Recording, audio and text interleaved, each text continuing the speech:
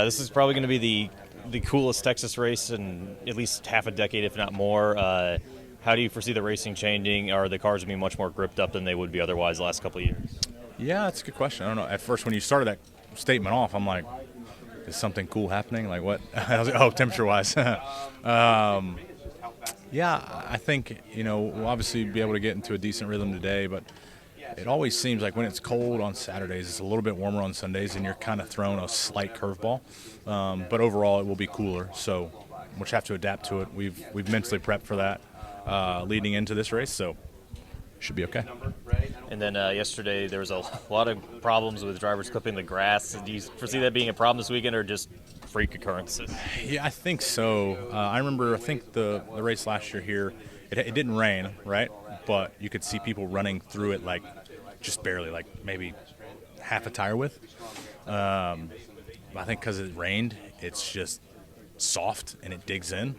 And not saying it's any easier with our car, but we don't have the splitter issues like the other cars do anymore. So easiest way to not have that problem, don't go in the grass. Thank you, Bubba. I think we have the structure to do that. And it's just a matter about repetition and pushing each other to find the full potential in each other. So, yeah, that's the pit crew side. The crew chief side, Charles has been really good, more hands-on and keeping me more into the game of understanding what's coming up. And I didn't really necessarily know I needed that or wanted that until he just started doing it. And so I'm like, okay, here's just another element that I need to unfold and figure out. So it takes everything to click, but I'd say family is the most important thing. So tomorrow's Star Wars Day. Do you think you can use the Force to get to victory lane? Have to battle Blaney for that one. But yeah, I think so. That's been such a cool collaboration that we've been doing for the last couple of years with Columbia. And so, yeah, I think anything's possible. They're going to have stormtroopers out here, too. Yeah. They're going out. Yeah. Wow. Going all out. All right. We'll be hopefully standing with them in victory lane. That'd be cool. So your thoughts on what tracks are you preparing for? I know we're going, Kansas is next weekend, but we've got Charlotte coming up and also Mexico. Mexico City, the big one. Yeah. Started prepping for Mexico, so I'd say that one's the most unknown that we have to mentally prepare for. There's a lot of factors that are going to go into that physically, mentally, just trying to figure out what comes after what track-wise. Elevation is going to be a game changer there. So, yeah, I think Mexico's probably the biggest one, but, man, we have a really good stretch of races coming up. So, like you said, Kansas, home for 2 weeks, really good tracks there. Nashville after that, right? So, yeah, good month of races coming up for us. Not sure if you followed it or not, but This is going to, temperature-wise, this is going to be the coolest Texas race in at least a half a decade, if not more. How do you foresee the cars, handling different? Are they going to be much more gripped up than we've seen in past races here? I would think they'll have more grip. I mean, it seemed like the trucks, last night had a crazy race, which is pretty standard. But I think, honestly, just for our cars, yeah, it should have more grip. I think. We'll see. This place seems to be getting grayer and grayer, and it's a very interesting asphalt they use. So it just doesn't really act like, porous asphalt like other places used to. So we'll see. We also saw, yesterday there's a lot of issues with drivers clipping the grass. Do you foresee that being an issue kind of all weekend, or just freak occurrences last night?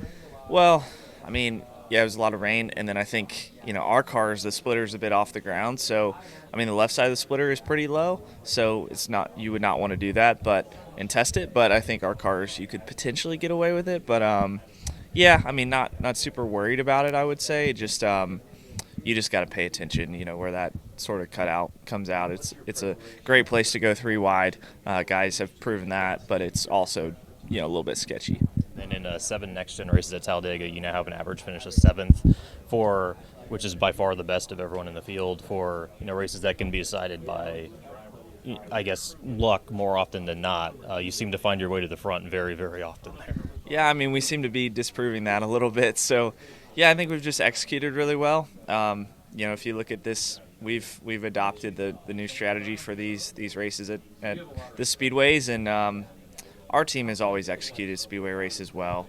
I wouldn't say we prepare any differently for them, but we just have done a good job being at the front at the right times. A race. I'm sorry, go ahead. No, I was just going to race like this. There's a lot of strategy involved, opportunities for 2 tires, no tires. You're leading the points, but do you guys talk at all about balancing points racing versus just trying to get as many wins as you can before the playoffs? Well, I mean, I don't think we ever want to give up a chunk of points, like especially with having the benefit for being first in points being what it is. 15 playoff points is a huge deal. So, yeah, we want a points race all the time, but we want to try to capitalize, on situations where we could win. So, yeah, I think being more aggressive typically gets you more points.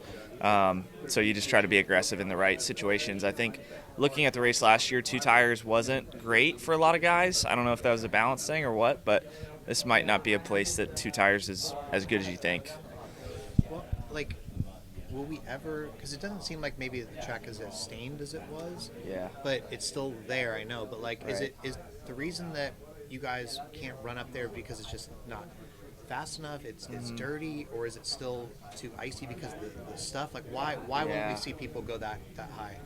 I don't know. I've had the opinion just for a while now that the asphalt they've used here in Atlanta, I guess you could say, is just different than what we've had in the past. It's really dusty. It actually gains grip as the weekend goes versus loses grip with rubber. So it just seems like the rubber kind of sits on top of the racetrack, and there's just all this little dust and crumbs on top that I feel like is hard to work out of the track. So I don't know. It's like the oils or something in the asphalt are just different. Even the look of it, right? Like, it looks way grayer. Looks like it should be 15 years old, but it still has a ton of grip. So it's just odd. I don't know what the asphalt change was here, but it just is odd. It's not like Kansas. It's not like Charlotte. Charlotte's really black. Charlotte's 12 years old, I think, and it's still black. But it is like coarse. Like, it has, like, you put the rubber into the grooves of the track. So I don't know. That's my opinion. I feel like I've noticed that, and I think Atlanta's kind of the same. The Vivid EV Anthem is the essence of American spirit. Made with lithium battery technology, this neighborhood electric vehicle features vibrant colors, diamond stitch seats, and seats up to 6. It isn't just made in America, it's made for America. Steven Stumpf of Frontstretch.com here. Come back for more great racing videos, and if you like us, don't forget to hit that subscribe button.